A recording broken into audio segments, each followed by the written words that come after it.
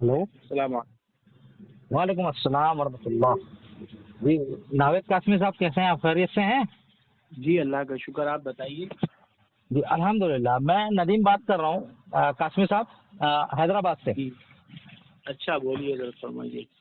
जी, असल में एक मसला है, मुझे उसको समझना है, वो मुझे समझ में नहीं आ रहा है। आपकी बड़ी मेहरबानी होगी, बड़ी नवाजिश होगी अगर आप उसमें मेरी रहनुमाई कर दें। جی فرمائیے۔ मसला है कि मसले तो उसमें 3-4 हैं, लेकिन असल मसला जो मुझे समझना है ना वो ये है,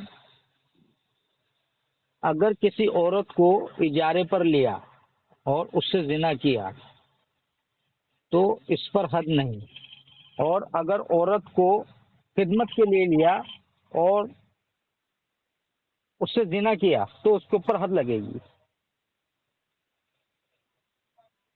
ये جی फतावा काजी खान जिन नंबर 5 और सफ़ा नंबर है इसका 269।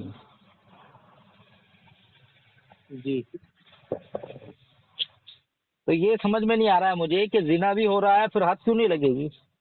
बाकायदा उसके अंदर लिखा है कि अगर कोई शख्स किसी औरत को उजरत पर ले और उससे जिना करे तो उसके ऊपर हद नहीं, और अगर कोई शख्स जो है किसी को खिदमत के लिए ले और फिर उससे जिना करे तो उसके ऊपर हद लगेगी।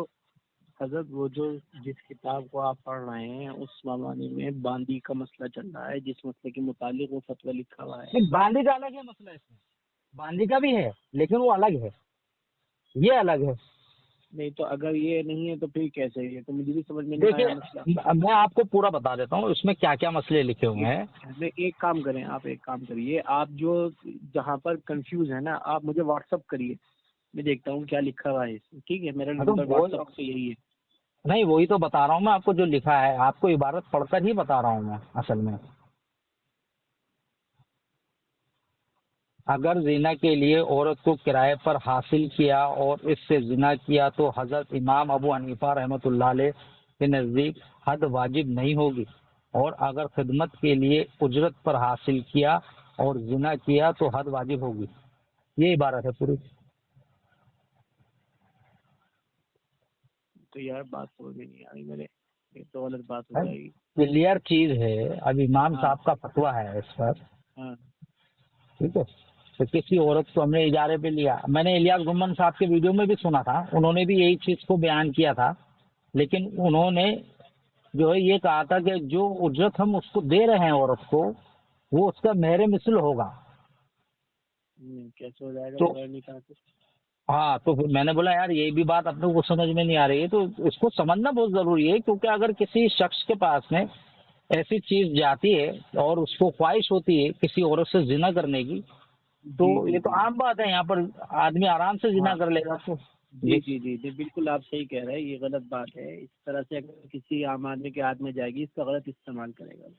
ہاں، تو اصل چیز تو کیا ہے، نام ابو حنیفہ رحمۃ اللہ علیہ ہاں کا ہے ادھر، ہاں فتویٰ ان کا ہے، مفتابی قول ہے، سمجھیں؟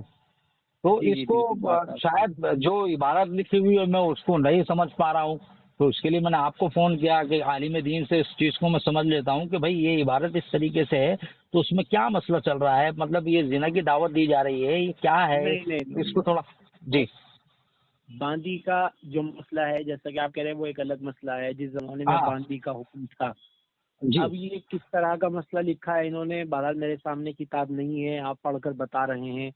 میرا جی نمبر یہ میں واٹس آپ ایپ پہ کو اگر آپ بھیج سکتے ہیں سنیں تو ہاں ہاں، ہاں میں آپ کو پورا اسکین پڑھ کر بتاتا ہوں انشاءاللہ، تاکہ آپ اس چیز کو بہترین طریقے سے سمجھ لیں، اور پھر میں اس کا فوٹو بھی آپ کو بھیجتا ہوں کتاب کا، تاکہ پھر آپ اس میں بھی دیکھ لیں، تسلی ہو جائے، ہاں میں سمجھیں؟ کتاب کا فوٹو بھیجیے آپ مجھے۔ ہاں وہ میں بھیج دیتا ہوں، پہلے آپ یہ سن لیں۔ مسئلہ نمبر 5، اگر چوتھی عورت کے نکاح کی موجودگی میں پانچویں عورت سے نکاح کرے، یا بیوی کی بہن یا اس کی ماں سے نکاح کرے، یا ایسی عورت سے نکاح کرے جس کا خاوند ہے یعنی وہ شادی شدہ ہے، اور جمع کرے اور کہے کہ میں جانتا ہوں کہ یہ مجھ پر حرام ہے، یا کسی ایسی عورت سے گواہوں کے بغیر نکاح کرے، یا نکاح متا کرے، یا کسی لونڈی سے اس کے مولا کی اجازت کے بغیر نکاح کرے یا غلام اپنے مولا کی اجازت کے بغیر کسی عورت سے نکاح کرے اور اسی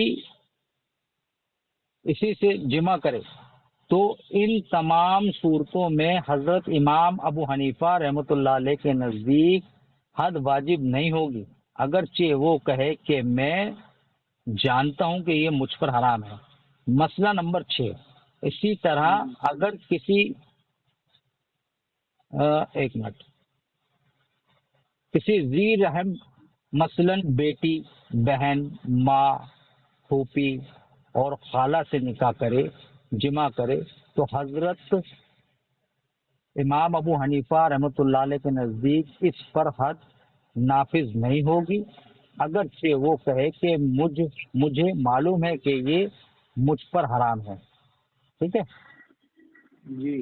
اب مسئلہ نمبر 7، اگر زنا کے لیے عورت کو، جو ابھی عبارت میں نے آپ کو بتائی، کرائے پر حاصل کیا اور اس سے زنا کیا تو حضرت امام ابو حنیفہ رحمۃ اللہ علیہ کے نزدیک حد واجب نہیں ہوگی، اور اگر خدمت کے لیے اجرت پر حاصل کیا اور زنا کیا تو حد واجب ہوگی۔ ٹھیک ہے۔ مسئلہ نمبر 8، اگر کسی عورت سے نکاح کیا جس کا خاوند موجود ہے اور اس سے وطی کی تو حضرت امام ابو حنیفہ رحمۃ اللہ علیہ کے نزدیک حد واجب نہیں ہوگی، اگرچہ وہ حلال ہونے کا دعویٰ نہ کرے۔ ٹھیک ہے۔ مسئلہ نمبر 9، اگر کسی شخص نے اپنی بیوی کو 3 طلاقیں دیں، پھر عدت کے دوران اس سے جمع کیا، اگر اس نے 3 طلاقیں اکٹھی دی ہیں تو اس پر حد نہیں۔ جی، یہ پوری عبارت بتا دی میں نے آپ کو۔ جی باقی سنا دیا آپ نے مجھے۔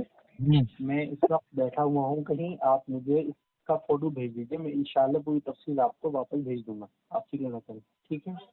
نہیں، اصل میں کیا ہے، میں یہ اسکین تو آپ کو بھیج دوں گا، لیکن میں یہ چاہتا ہوں آپ سے کہ آپ مجھے فون پر اس چیز کو سمجھائیں تاکہ اور دیگر بھائی جو ہے اس چیز سے غلط فائدہ نہ اٹھائیں، سمجھیں؟ میں انشاءاللہ آپ کو فون پر ہی بتا دوں گا، ہاں، ایکسیڈنٹ بتا دوں گا میں آپ کو انشاءاللہ۔ میں ابھی آپ کو بھیج رہا ہوں یہ انشاءاللہ، ٹھیک ہے؟ تو میں منتظر رہوں گا آپ کے جواب کا، تاکہ ہماری اس میں رہنمائی ہو جائے، اور جو بھی ہمارے ذہن میں یہ غلط چیزیں جا رہی ہیں اللہ ہمیں ان سے محفوظ رکھے، اور امید ہے کہ یہ مسئلہ قرآن اور حدیث کے مطابق ہوگا اور قرآن اور حدیث کے خلاف نہ ہوگا، ٹھیک ہے؟ انشاءاللہ۔ چلو، السلام علیکم۔